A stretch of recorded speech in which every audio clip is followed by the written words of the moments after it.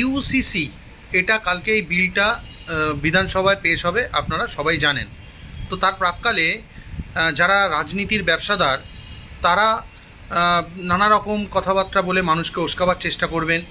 যারা ধর্মীয় গুরু বা ধার্মিক যারা নেতা, ধর্মের নেতা, যে মানে কি বলবো, কিছু নেতা আছেন যারা বিশেষ ধর্ম থেকে বিলং করছেন, তারা তাদের অনুগামীদেরকেও একটু মিসলিড করবার চেষ্টা করতে পারেন।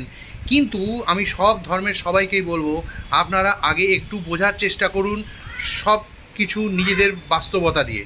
তার কারণ প্রথমত আপনাদেরকে বোঝাবার চেষ্টা করা হবে সংবিধানের আর্টিকেল 25 থেকে 29 নিয়ে।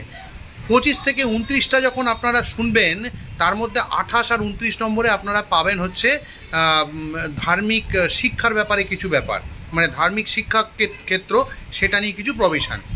আচ্ছা, এবার আর এটা জানলে আপনাদেরকে কিন্তু আর্টিকেল 44টা সম্বন্ধেও জানতে হবে। আর্টিকেল 44 অনুযায়ী যখন সংবিধান লেখা হয়েছিল তখন কিন্তু এই ইউসিসিটা ভবিষ্যতে হবে এটা কিন্তু মেনশান করা ছিল। কাজে আজকে এসে বিজেপি এটা করছে, বিজেপি আইন করছে, এটা বলাটা সম্পূর্ণভাবে ঠিক নয়। এটাতে কিন্তু কংগ্রেস যদি বিরোধিতা করে, কংগ্রেসের জানা উচিত যখন এইটা লেখা হয় কনস্টিটিউশন, এখানে সেই সময়টা কিন্তু কংগ্রেসই জমানা ছিল। তৃণমূল কংগ্রেস যদি বলে, তারাও কিন্তু ওই কংগ্রেস থেকেই বেরিয়ে আসা দল। সুতরাং তারা যদি এই আর্টিকেল 44 থেকে মানে ফলো করে এই ইউসিসিটা করলে সেটা বিরোধিতা করার জায়গায় তারা থাকছেন না। এবার ইউসিসি এলে প্রথমত আমাদের দেশে আইন দুরকম, civil law, criminal law. Criminal law কিন্তু সারা ভারতবর্ষের সমস্ত ধর্ম, সমস্ত মানুষের জন্য সমান। কিন্তু সিভিল লতে কিন্তু ডিফারেন্স আছে হিন্দু এবং মুসলিমদের মধ্যে, হিন্দু ল আর মোহামেডান ল। মোহামেডান লটা হচ্ছে মুসলিম পার্সোনাল ল, এই দুটো দিয়ে চলে। এইবার বিষয়টা হচ্ছে যে যখন আপনাদের, বিশেষ করে আপনারা যারা মুসলিম কমিউনিটি মহিলা, নারী, আপনাদেরকে বলছি এই ইউসিসিটা এলে আপনাদের কতটা লাভ হবে। ইউসিসি এর প্রথম লাভ হচ্ছে আপনাদের বিয়ে সংক্রান্ত যে ব্যাপারগুলো, ডিভোর্স সংক্রান্ত ব্যাপারগুলো, দত্তক নেওয়া সংক্রান্ত ব্যাপারগুলো এবং ইনহেরিটেন্স, এই চারটে ব্যাপারে কিন্তু মেনলি মুসলিমদের নারীরা খুব উপকৃত হবেন। কারণ প্রথমত হচ্ছে বিয়ে করলে এখন রেজিস্ট্রেশনটা তাদের করতেই হবে। দ্বিতীয়ত হচ্ছে ডিভোর্স, 3 তালাকটা তো বন্ধ হয়েই গেছে। ডিভোর্সের পর তারা 3 মাস ওয়াইফদেরকে তারা খোরপোশ দিতে পারতেন, তারপর থেকে তারা না চাইলে দিতে পারতেন না। শাহবানুর কেস আপনারা নিশ্চয়ই জেনে থাকবেন, 1985, সেখানে এই সংক্রান্ত ডিটেলস আছে, দরকার পড়লে গুগল করে নেবেন। এইবার বিষয়টা হচ্ছে যে দত্তক নেওয়া, আগে মুসলিম কমিউনিটির মেয়েরা দত্তক নিতে পারতো না। আচ্ছা, কিন্তু এখন এই আইন অনুযায়ী নিতে পারবে। আচ্ছা, ইনহেরিটেন্স, আগে মুসলিম ল অনুযায়ী মুসলিম ছেলেরা বোনেদের থেকে, মানে ভাইরা বোনেদের থেকে ডবল প্রপার্টি পেত, মানে মেয়েরা হাফ প্রপার্টি পেত।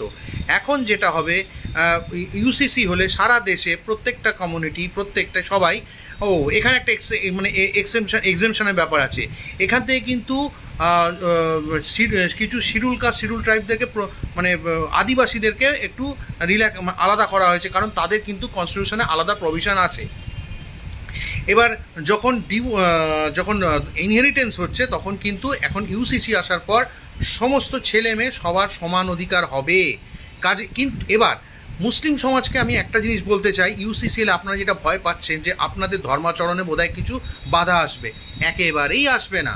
ইউসিসি এলেও আপনারা যেমন আজান দিতে পারেন, যদি আপনারা ভয় পাচ্ছেন অর্থাৎ যে আমরা আজান করতে পারবো না, আমরা আমাদের কুরবানি ঈদ করতে পারবো না, আমরা ঈদ পালন করতে পারবো না, না, আপনাদের ধর্মাচরণে কোথাও কোনো বাধা নেই।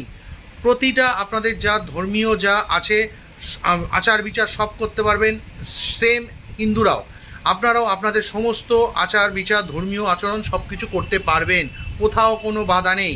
কিন্তু যেটা আটকাবে সেটা হচ্ছে পলিগামি আটকাবে, যেটা মুসলিম নারীদের জন্য একটা সুখবর হতে চলেছে। এখানে কিছু মুসলিম পুরুষ বলবে হিন্দুরা যেটা পায়নি তার জন্য তারা এটা আনছে, অমুক তমুক। এটা কোনো কৃতিত্বর কথা নয় যে আমি 4টে বিয়ে করেছি এটা আমার কৃতিত্ব, ও বিয়ে করতে পারে না, বিয়ে করাটা কোনো কৃতিত্ব নয়, ঠিক আছে। সুতরাং পলিগেমি এটা সবার আগে বন্ধ হবে। দ্বিতীয়ত হচ্ছে ডিভোর্সের পর খোরপোশ, মেয়েরা খোরপোশ পাবে। একটা অসহায় মহিলা, তার কি দোষ? তাকে যখন ডিভোর্সের পর তাকে 3 মাস পরে বলা হবে তোমাকে আর আমি পয়সা দেবো না, তোমাকে আমি কোনো খোরপোশ দেবো না, তুমি তোমার মতো রাস্তায় খুঁটে খাও, এটা চলতে পারে না, ঠিক আছে, খোরপোশ। 3 হচ্ছে দত্তক আইনে পরিবর্তন। চতুর্থ হচ্ছে আপনার সম অধিকার, পরিবার মানে ইনহেরিটেন্সের সম অধিকার। সুতরাং এই জিনিসগুলো আমার মনে হয় ভালো। এবার একটা আলোচনার বিষয় আছে, সেটা হচ্ছে বিজেপি, কিছু এক্সট্রিম বিজেপির লোক আছেন, তাদেরকে বলবো এই যদি পাস হয়ে যায়, দেখুন এই ইউসিসিটা পাস হবেই, কারণ সংখ্যার বিচারে এটা পাস হয়। 208 জন এমএলএ যখন আছে, ও যে যাই যত প্রতিবাদী করুক যাই হোক, ইউসিসি পাস হবেই। এবার ইউসিসি পাস হওয়ার পর এই কিছু এক্সট্রিম বিজেপি নেতা যদি ওই বড় বড় ওই কথাগুলো বলতে থাকেন, ওই মাফ করবেন, প্রজাতি নয়, মুসলিম সমাজকে যদি অপমান করে তারা বলতে থাকেন, তোদেরকে 4টে বিয়ে আটকে দিয়েছি, এই দেখ আমরা এটা পাস করে নিয়েছি, এটা সম্পূর্ণ অন্যায় হবে। আপনারাও আপনাদের ভাষার প্রতি কন্ট্রোল রাখবেন, ঠিক আছে? সুতরাং ইউসিসি আইনটা যদি হয়, খারাপ নয়, একটু নিজেরা বিবেচনা করুন। আর্টিকেল 44 কনসিডার করুন, এখন গুগলে সব দেখা যায়, আপনারা নিজেরাই আর্টিকেল 44 দেখে নিন, যেখানে পরিষ্কার বলা ছিল ইউসিসি ভবিষ্যতে অ্যাপ্লিকেবল হবে। সেই সময় দাঁড়িয়ে ওটা অ্যাপ্লিকেবল করা পসিবল হয়নি, কিন্তু ভবিষ্যতে হবে। সুতরাং এটা বিজেপি করছে বা বিজেপির চাল এমন ভাবার কিন্তু জায়গা নেই।